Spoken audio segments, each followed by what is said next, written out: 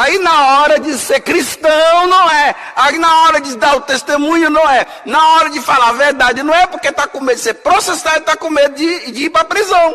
Olha, a consequência da verdade cristã é essa. É você ir para a prisão, é para você ser preso e ainda ser condenado. Essa é a consequência do ser cristão.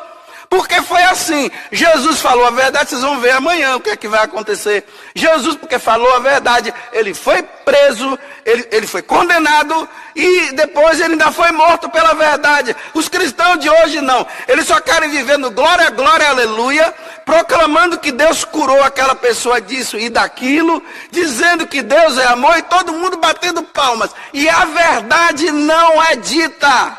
E por causa da verdade não ser dita, os cristãos católicos estão se condenando, estão sendo condenados ao inferno, porque a verdade não é dita.